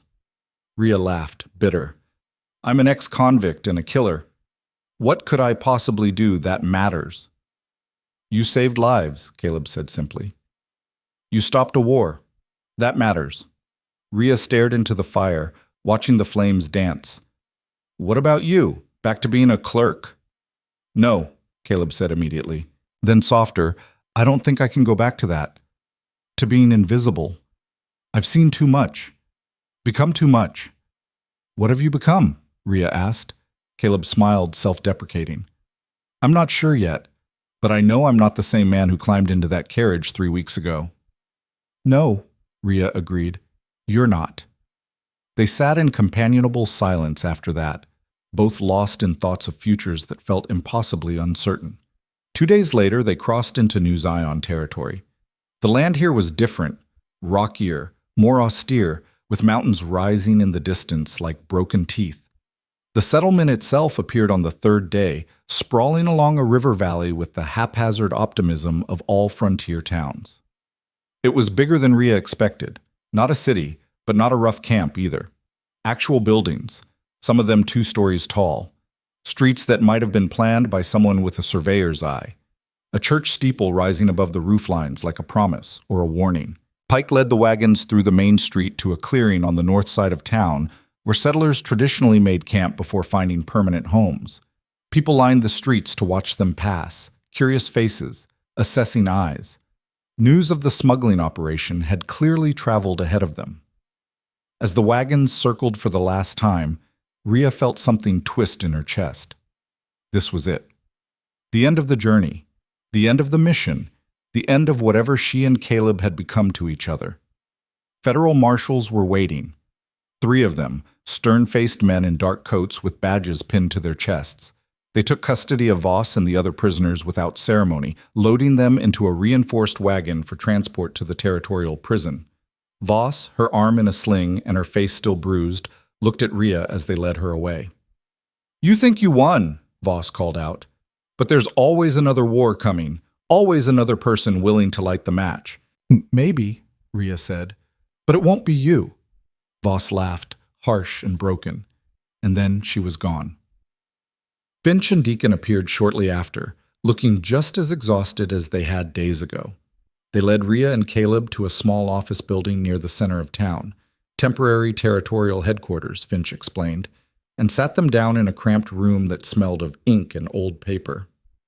"The debriefing will be brief," Finch said, pulling out his notebook again. "We just need your account of events for the official record." For the next hour, they went through everything: the wagon train, the riders, Drummond's false bottom wagon, the forest clearing, the fight. Rhea kept her answers clinical, factual. Caleb filled in details she missed, his natural tendency toward rambling actually proving useful for once. When they finished, Deacon produced 2 documents and slid them across the table. "Your pardons," he said to Rhea, "fully executed and sealed. Your criminal record is expunged. As far as the law is concerned, you're a free woman with a clean slate." Rhea stared at the document, her name in official script. The territorial seal pressed into wax, freedom in ink and paper. "And you," Deacon said to Caleb, sliding him a second document. "Certificate of debt satisfaction. Your creditors have been paid in full. You owe nothing." Caleb picked it up with shaking hands. "Thank you." Finch stood, adjusting his suit jacket. "You both performed admirably under difficult circumstances. The government is grateful for your service." "That's it?" Rhea asked. "We're done?" "You're done," Finch confirmed. "What you do next is entirely your choice." They left the office in a daze, stepping back out into the afternoon sunlight. The town bustled around them. Settlers finding lodging, merchants hawking wares, children running through the streets in that universal way children did when finally freed from wagon confinement. "We should celebrate," Caleb said. "We're free. We did it." But his voice lacked conviction, and Rhea understood why. Freedom was supposed to feel triumphant. Instead, it just felt empty. They found a boarding house with rooms available and paid for 2 nights. Separate rooms this time. No need to maintain the pretense of marriage anymore. Rhea lay on her bed, an actual bed with a real mattress, not a bedroll on hard ground, and stared at the ceiling, feeling more lost than she had in Iron Ridge. A knock on her door brought her back. She opened it to find Caleb standing there, still in his dusty trail clothes, looking uncertain. "Can we talk?" he asked. Rhea stepped aside to let him in. He paced the small room for a moment before finally speaking. "I lied earlier," he said, when Finch asked if we had any questions. "I had one. I just didn't ask it." "What question?" Rhea asked. "What happens to us?" Caleb turned to face her. "Not separately. Us. Together." Rhea's throat tightened. "Caleb, I know it was fake," he said quickly. "The marriage, the cover, all of it. But somewhere along the way it stopped feeling fake to me. And I need to know if it stopped feeling fake to you too. Rhea wanted to lie, to say it had all been pretense, that she'd just been playing a role. It would be easier that way, cleaner, but she was so damn tired of lying.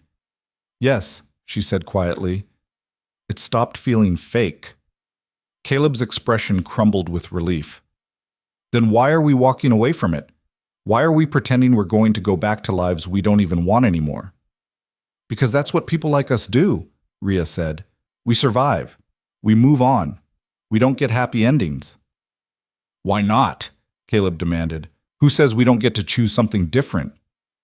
Because I'm a killer, Rhea said, her voice breaking.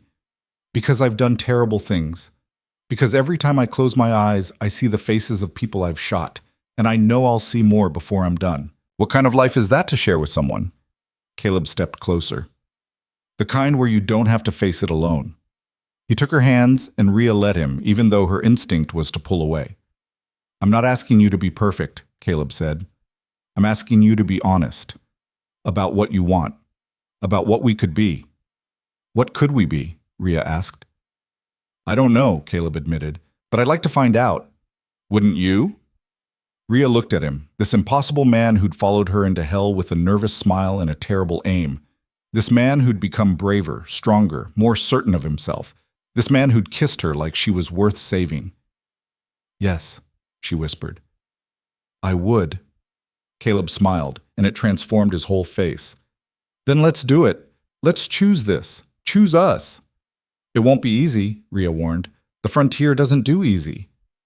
Nothing worth having ever is, Caleb said. He kissed her then, properly this time, not desperate or stolen, but deliberate and real. And Rhea kissed him back, letting herself believe just for a moment that maybe happy endings weren't just for other people. When they finally pulled apart, Rhea said, We'll need a plan, money, somewhere to go. I have some ideas, Caleb said, and the eager light was back in his eyes.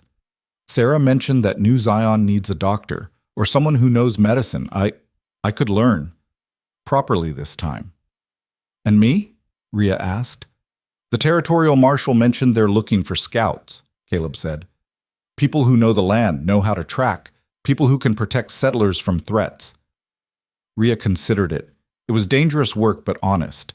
Using her skills for something other than crime, something that might actually matter. Could work, she said slowly. We'd have to stay here, though, put down roots. Is that so terrible? Caleb asked. Rhea looked out the window at New Zion, rough and unfinished, but full of possibility. A place where people came to start over, to become something new. No, she said. I don't think it is. They spent the next 2 days making arrangements.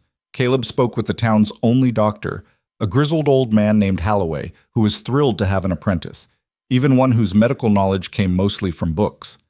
Rhea met with the territorial marshal, a no-nonsense woman named Catherine Wade, who looked at Rhea's skill set and hired her on the spot. We need people who can handle themselves, Wade said. People who aren't afraid of hard country or hard men. You fit that description. I do, Rhea agreed. Wade studied her. Heard about what you did on the wagon train. Took guts, took skill. That's rare out here. Just did what needed doing, Rhea said. That's exactly why I want you, Wade said. Welcome aboard. On the third day, Pike gathered the wagon train settlers for a final meeting. Most were moving on to claim their homesteads, scattering across the territory to build new lives. A few, like Sarah, were staying in New Zion proper. We made it, Pike said, his voice carrying across the gathered crowd. Not all of us made it easy, and some of the road was harder than anyone expected, but we made it together. His eyes found Rhea and Caleb. And we owe that to people who were willing to fight when fighting was needed. The settlers applauded. It was awkward, uncertain, but genuine. Afterward, Sarah approached them with her children. Heard you're staying, she said. Looks like, Rhea confirmed. Good, Sarah said firmly. Town needs people like you, and my children need to grow up seeing women who can save themselves. She hugged Rhea then, quick and fierce, and Rhea found herself hugging back. That evening, Rhea and Caleb stood at the edge of town, looking out at the frontier stretching endlessly before them. The sun was setting, painting the sky in shades of orange and purple and blood red. "Do you think we'll be happy here?" Caleb asked. "I think we'll try," Rhea said. "That's more than I've done in a long time." Caleb took her hand. "What if Finch was lying? What if this is all some elaborate setup?" "Then we deal with it," Rhea said. "Together." "Together," Caleb echoed and squeezed her hand. They stood there as darkness fell, two people who'd started as strangers bound by necessity and ended as partners bound by choice. The frontier didn't promise easy lives or certain futures, but it promised possibility. And for people like them, people who'd lost everything and clawed their way back, possibility was enough. Behind them, New Zion settled into night. Lanterns flickered to life in windows. Voices carried on the evening air. Somewhere, a child laughed.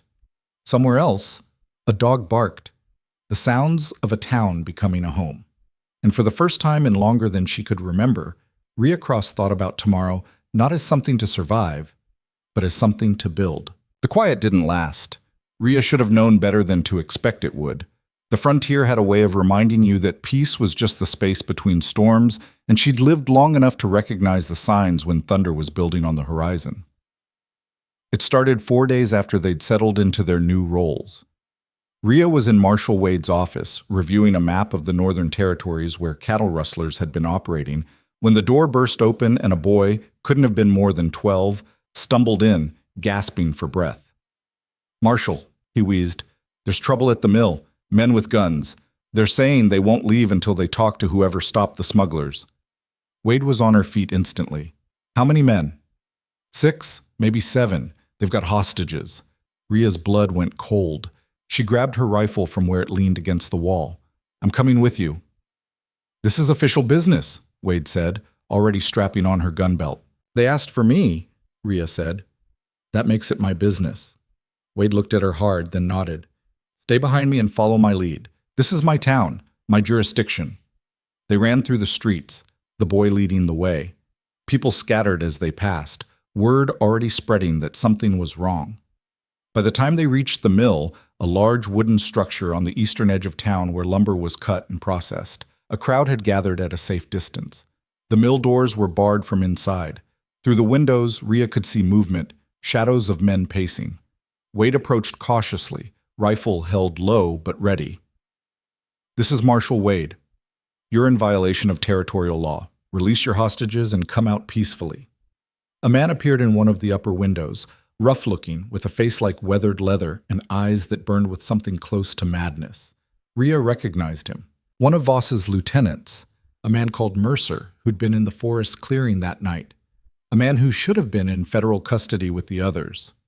"You got the wrong person," Mercer shouted down. "I want the woman, Rhea Cross, the one who killed my sister." Wade glanced at Rhea, questions in her eyes. Rhea's mind raced. Sister. Voss had never mentioned family, but the resemblance was there now that Mercer said it. The same scarred intensity, the same way of looking at the world like it owed them something. "Voss was your sister?" Rhea called up. "Half-sister," Mercer spat. "But blood all the same. You put her in chains, got her locked up in some territorial hellhole. And for what? For trying to take what this country was too weak to hold? For trying to start a war," Rhea shot back. "For planning to murder innocent people." "Innocent," Mercer laughed, harsh and ugly. "There's no such thing out here, just survivors and corpses. And you made my sister a corpse." "She's alive," Rhea said. "In prison, but alive." "Same difference," Mercer said. "Her life's over. And now I'm going to make sure yours is too. You come up here, unarmed, and we'll talk. You don't, and these good people I'm holding start dying, one every 10 minutes. Your choice." Wade grabbed Rhea's arm. "Don't. It's a trap." "Of course it's a trap," Rhea said. "But he's got hostages." "How many people work in there?" 8 on a normal day," Wade said grimly. "Including the owner and his 2 sons. 8 lives. 8 people who'd done nothing wrong except show up to work today." Rhea thought about what Caleb had said, about choosing something that mattered, about not being the person who survived at everyone else's expense. "I'm going in," Rhea said.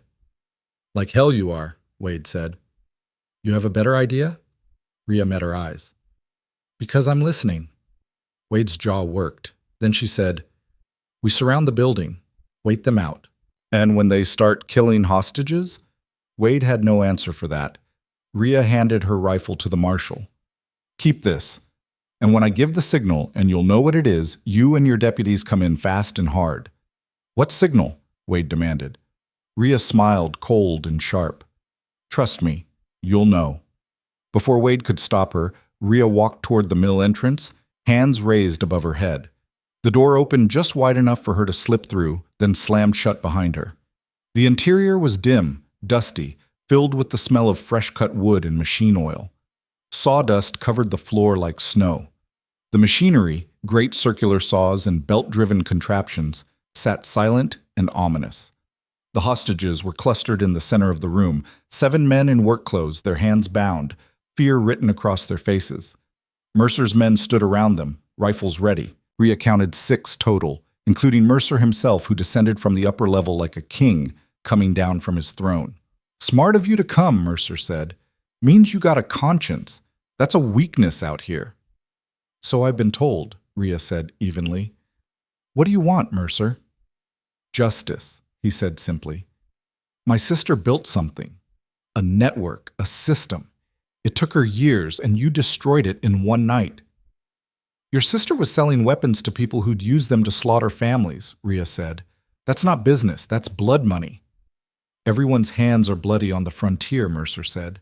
"Yours included." "How many men have you killed, Rhea Cross?" "Enough to know the difference between killing because you have to and killing because you want to," Rhea said. "Your sister wanted to. That's why she's in chains." Mercer's face twisted. "You self-righteous bitch. You think you're better than us? You're just a convict playing dress-up as a lawman." "Maybe," Rhea admitted, "but I'm the convict who stopped your sister, and I'll stop you too." Mercer backhanded her across the face. Rhea's head snapped to the side, pain exploding along her cheekbone. She tasted blood but didn't fall, didn't cry out, just turned back to face him, eyes blazing. "That all you got?" she said. Mercer pulled his pistol and pressed it against her forehead. "I could end you right now." "Then do it," Rhea said quietly. "But those hostages? They don't die with me. You kill me, Wade's deputies storm this building and put bullets in all of you. The only way you walk out of here is to let those men go." "Why would I do that?" "Because you're not your sister," Rhea said. "Voss was willing to burn the world for profit, but you? You just want revenge, and revenge doesn't require innocent blood." Mercer hesitated. In that hesitation, Rhea saw her opening. "Let them go," she said. "Keep me." "You want justice for your sister?" "Fine, but make it a fair fight. Me against you. No guns, just us." One of Mercer's men laughed. "Boss, she's half your size."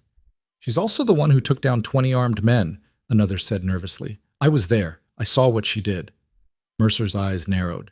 "You think you can beat me in a fair fight?" "I think," Rhea said, "that you're scared to find out." It was a gamble, a dangerous, stupid gamble. But Rhea knew men like Mercer.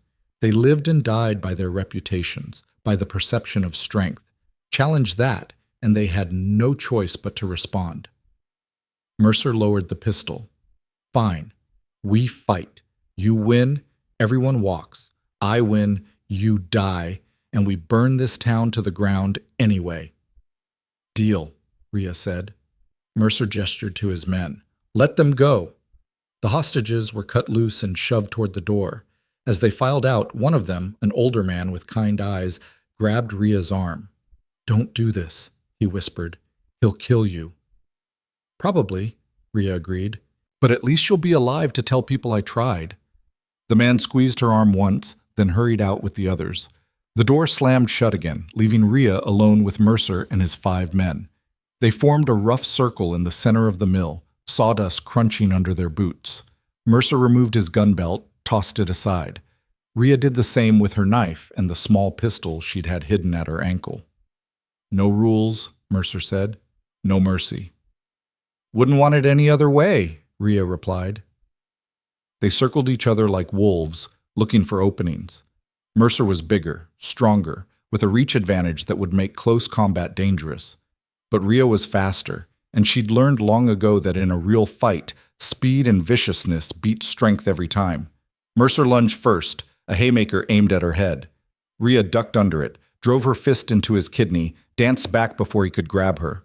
He grunted, more surprised than hurt, and came at her again. They traded blows, Rhea landing quick strikes to his ribs, his face, anywhere she could reach. Mercer absorbed them and kept coming, relentless as a landslide. He caught her once with a backhand that sent her sprawling into the sawdust. Stars exploded across her vision. "Not so tough without your guns," Mercer taunted, advancing. Rhea spat blood and surged up, catching him in the chin with her shoulder, driving him backward. They grappled, struggling for leverage. Mercer was trying to use his size to pin her. Rhea was trying to stay mobile, to keep him off balance. She hooked her leg behind his knee and twisted. They both went down hard, rolling across the floor in a tangle of limbs and fury. Mercer's fist caught her in the ribs. Once, twice. Rhea felt something crack but ignored it, drove her thumbs toward his eyes. Mercer jerked his head back, and she used that moment to break free. They both scrambled to their feet, breathing hard. "You're good," Mercer admitted, wiping blood from his split lip. "Better than I expected." "You're predictable," Rhea shot back. "Just like your sister." That did it. Mercer roared and charged. Rhea sidestepped, grabbed a handful of sawdust, and threw it in his face. He stumbled, temporarily blinded, and Rhea kicked the back of his knee. He went down, and she was on him immediately, arm around his throat in a chokehold. "Yield," she hissed in his ear. Mercer thrashed, trying to throw her off. She held on, tightening her grip, cutting off his air. His men moved forward, raising their rifles. "She's cheating," one of them shouted. "No rules," Rhea reminded them through gritted teeth. "Your boss said so." Mercer's face was turning purple. His struggles weakened. And then, from outside, Rhea heard the sound she'd been waiting for. Caleb's voice, loud and clear, shouting at the top of his lungs. "Fire! The whole town's on fire! Everyone help!" It was absurd, ridiculous. There was no fire. But it was the signal. The mill doors exploded inward as Marshal Wade and her deputies stormed in, rifles raised. "Drop your weapons," Wade commanded. Mercer's men, caught between the choking form of their leader and the armed lawmen, hesitated. That hesitation cost them. Wade's deputies moved with practiced efficiency, disarming them before they could decide whether to fight or surrender. Rhea held the chokehold for another 5 seconds, then released Mercer and shoved him face first into the sawdust. He lay there gasping, defeated. Wade walked over, iron shackles in hand. "Rhea Cross, you are either the bravest or the stupidest person I've ever met." "Can I be both?" Rhea asked, wincing as she pressed a hand to her ribs. "Apparently," Wade said, then smiled. "Nice signal, by the way." "Wasn't me," Rhea said. "That was all Caleb." As if summoned, Caleb burst through the door, wild-eyed and disheveled. When he saw Rhea standing, bloody and bruised, but standing, relief washed over his face. "You're alive," he breathed. "Mostly," Rhea said. Caleb crossed the room in 3 strides and pulled her into a hug that made her cracked ribs scream in protest. She didn't complain, just held on and let herself be held. "I heard what was happening," Caleb said. "I couldn't just wait. So I grabbed the fire bell and started ringing it, shouting about a fire. Figured that would get Wade's attention." "It did," Wade confirmed, securing Mercer in the shackles. "And it gave us the distraction we needed. Good thinking." Caleb looked at Rhea, his eyes searching hers. "Are you okay?" "Really?" "Broken rib, maybe," Rhea said. "But I've had worse." "That's not reassuring," Caleb said. "It wasn't meant to be," Rhea replied, but she smiled when she said it. Wade's deputies hauled Mercer and his men out of the mill. The crowd outside erupted in cheers when they saw the hostages safe and the criminals in chains. People clapped Rhea on the back, shook her hand, thanked her with tears in their eyes. The mill owner, the older man who'd warned her, gripped her shoulders and said, "You saved my boys, my life. I don't know how to repay that." "Stay alive," Rhea said. "Build something good here. That's payment enough." Doc Holloway insisted on examining Rhea despite her protests. He confirmed the broken rib, wrapped her torso in bandages tight enough to make breathing an adventure, and prescribed rest. Which you won't follow, he said wearily. Probably not, Rhea admitted. At least she's honest, Caleb said. That night, Rhea and Caleb sat on the porch of their boarding house. They'd moved into a small place together after the third night of maintaining separate rooms felt like a pointless charade. The town was settling down after the day's excitement, lights winking out one by one as people found their beds. Marshal Wade offered me a permanent position, Rhea said. Deputy, official badge, and everything. Are you going to take it? Caleb asked. I think so, Rhea said. Feels right, using what I know to protect instead of destroy. Caleb nodded. Holloway asked me to stay on permanently too, said I've got a knack for medicine, or at least for not making things worse, which is apparently rare. You gonna stay? Rhea asked. Already told him yes, Caleb said. Figured we could build something here. Together. Together, Rhea repeated, tasting the word. It still felt foreign, but less so than it had a month ago. Do you think Mercer was the last of them? Caleb asked. The smugglers? No, Rhea said honestly. There's always someone else, always another threat. But that's why we're here, to stand between them and people who can't defend themselves. Sounds noble, Caleb said. Sounds exhausting, Rhea countered. But yeah, noble too. They sat in comfortable silence, Caleb's hand finding hers in the darkness. Rhea let him hold it, marveling at how natural it felt. How right. I never thought I'd end up here, Caleb said quietly. A month ago I was a clerk hiding from debt collectors. Now I don't even know what I am. You're someone who matters, Rhea said. Someone who makes a difference. So are you, Caleb said. Rhea thought about that, about the girl she'd been before prison, running jobs and living day to day, about the woman she'd become inside those walls, hardened and bitter, about who she was now, still rough around the edges but trying, actually trying to be better. Maybe, she said, still figuring that out. We've got time, Caleb said. The next morning brought news from the territorial capital. Finch and Deacon had sent word through official channels. Voss and the remaining smugglers had been sentenced to 20 years in federal prison. The weapons network was completely dismantled. The buyers had scattered, their plans for frontier conflict abandoned. The mission, they wrote, had been a complete success. There was a personal note, too, in Finch's precise handwriting. You exceeded expectations, Miss Cross. Against all odds, you and Mr. Boone not only completed the mission, but prevented a catastrophe. The government is in your debt. Should you ever need assistance, you need only ask. Rhea read it twice, then showed it to Caleb. Think he means it? Caleb asked. Probably, Rhea said. Government types like having assets they can call on. Are we assets now? Caleb asked, amused. We're whatever we choose to be, Rhea said. She folded the letter and tucked it away. But right now, I choose to be here. Over the following weeks, New Zion transformed around them. Settlers who'd arrived on the wagon train began building homes, planting crops, establishing businesses. The town grew from a rough settlement into something that felt permanent, something that felt like a future. Rhea took to her role as deputy with the same intensity she'd brought to everything else in her life. She patrolled the territories, dealt with claim disputes, tracked down horse thieves and cattle rustlers.